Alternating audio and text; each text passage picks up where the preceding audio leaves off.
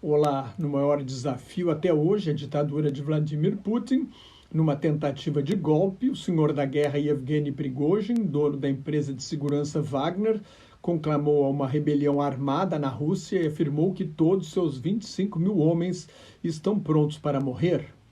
Prigozhin ameaça marchar até Moscou se o ministro da Defesa, Sergei Shoigu, e o comandante das Forças Armadas da Rússia, general Valery Gerasimov, não negociarem com ele, não forem até Rostov sobre o Don para resolver a situação. O Kremlin decretou a prisão de Prigozhin, fechou a estrada até a região do Motim. O prefeito de Moscou anunciou medidas para prevenir ações terroristas na capital russa.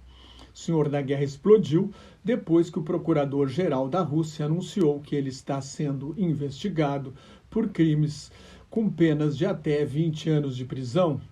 Em pronunciamento divulgado pelas redes sociais, Prigozhin acusou os militares russos de bombardear um acampamento de suas forças e declarou que assumiu o controle do destacamento militar e do aeroporto de Rostov sobre o Don e Voronezh, regiões próximas à Ucrânia.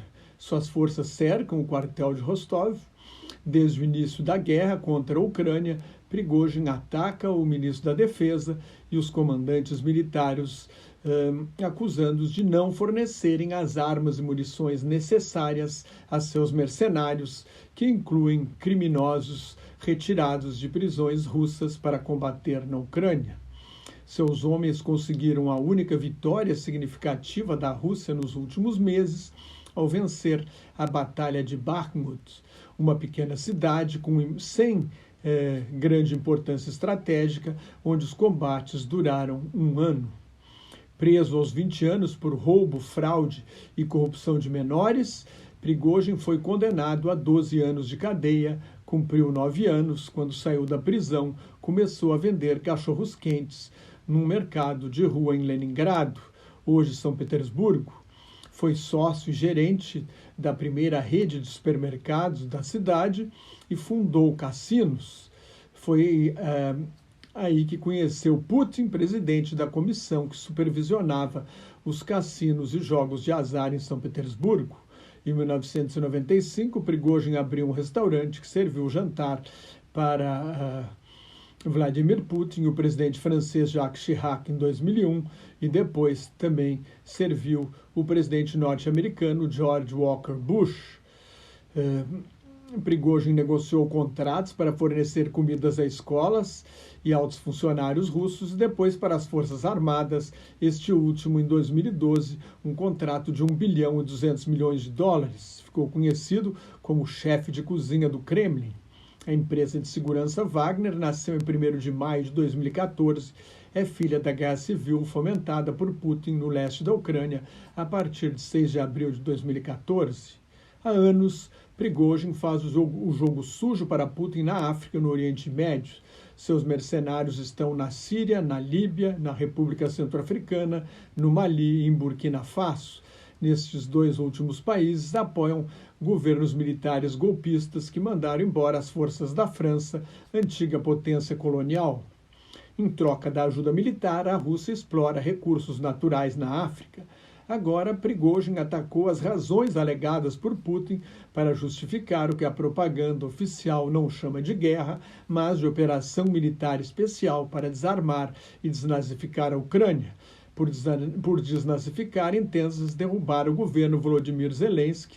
Zelensky é judeu, portanto não é nazista. O senhor da guerra afirmou que o Ministério da Defesa enganou Putin porque não haveria ameaça ucraniana, nem nada extraordinário, não haveria qualquer razão especial para iniciar a invasão de 24 de fevereiro do ano passado, que chamou de agressão insana. Prigozhin alegou que o povo russo também está sendo enganado. A historiadora Nina Khrushcheva, bisneta do líder soviético Nikita Khrushchev, que hoje professora em Nova York, declarou à televisão pública britânica BBC que Prigozhin quer tomar o poder no Kremlin. O ditador russo reagiu imediatamente. Além de ordenar a prisão do líder rebelde, Putin fez um pronunciamento breve pela televisão, sem citar o nome de Prigozhin, Putin afirmou que a Rússia está travando a mais dura batalha pelo seu futuro e acusou mais uma vez o Ocidente de tentar dividir o país. Ele disse: precisamos unir todas as forças, chamou o motim de traição aos camaradas que lutam nas frentes de batalha, inclusive os mercenários do grupo Wagner, uma facada pelas costas, diz que é uma facada pelas costas no país e no povo. Responsabilizou a divisão do país pela derrota na Primeira Guerra Mundial, a destruição do exército do Estado e uma grande sublevação e guerra civil, com russos matando russos, sem citar as revoluções de 1917, a Revolução de Fevereiro, que derrubou a monarquia, e a Revolução Comunista de outubro de 17. Não podemos deixar que isto aconteça de novo.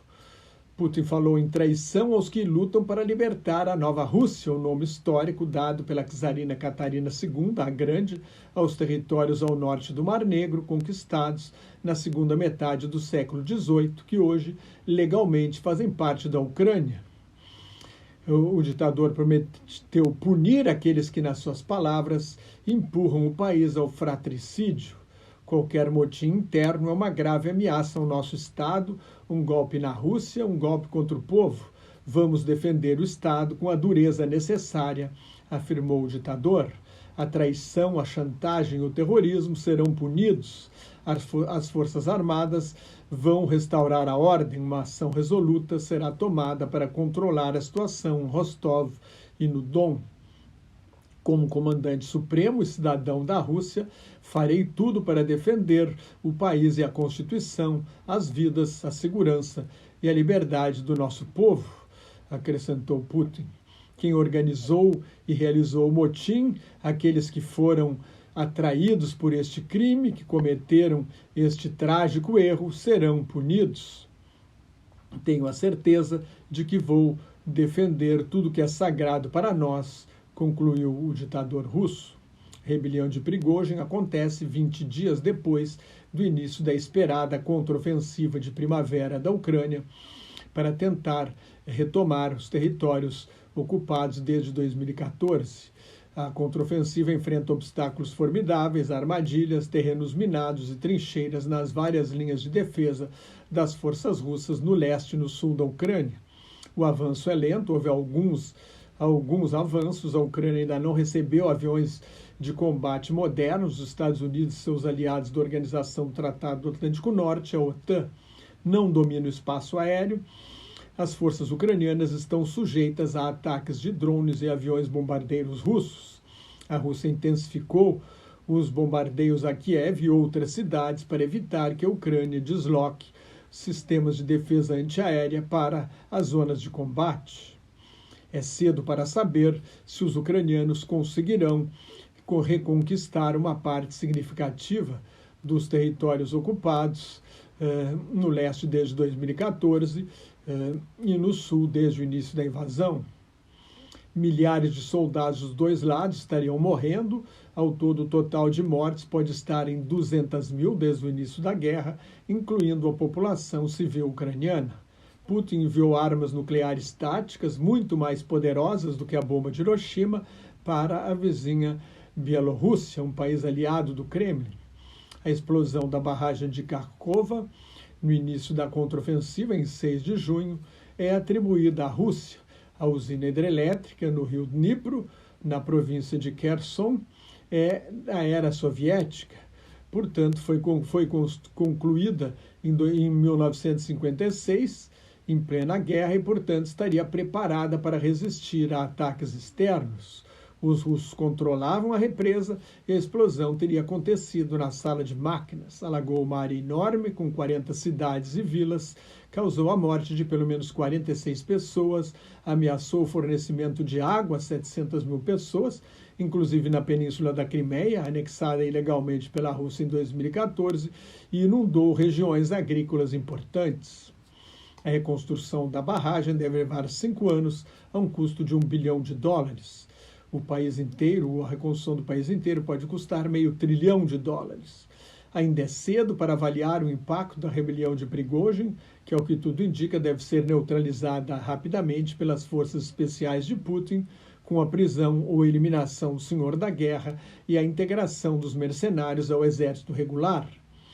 Mas a rebelião semeia divisão entre os militares, é um alerta para as elites econômicas e para o povo russo de que a guerra não está indo como o Kremlin imaginava. Putin não tem alternativa a não ser continuar a guerra, que pretendia ganhar em poucas semanas e se aproxima de 500 dias. Na semana passada, o ditador russo rejeitou uma proposta de paz de presidentes africanos que previa a retirada das forças russas, ou seja, mais do que os planos de paz anunciados pela China e pela Indonésia, e as propostas vagas do presidente Luiz Inácio Lula da Silva, que disse recentemente em Paris que todos têm de ganhar algo numa negociação. Diante dos africanos, mais uma vez, Putin acusou a Ucrânia de intransigência. Disse que a retirada russa da região de Kiev, a capital ucraniana, no fim de março do ano passado, era parte de um acordo de paz negociado pela Ucrânia e renegado pela Turquia, e renegado pela Ucrânia. Putin ainda aposta numa guerra prolongada para ganhar a longo prazo. Seu desafio imediato é controlar a crise sem um grande confronto militar contra as forças de Prigozhin, se elevar a guerra contra a Ucrânia para dentro do território russo. Se você gostou, assine meu canal no YouTube e o meu blog Globalização em Crise. Me siga no Twitter, no Instagram e no Facebook, onde colaboro com o grupo Quarentena News. Muito obrigado pela sua atenção e até mais. Tchau!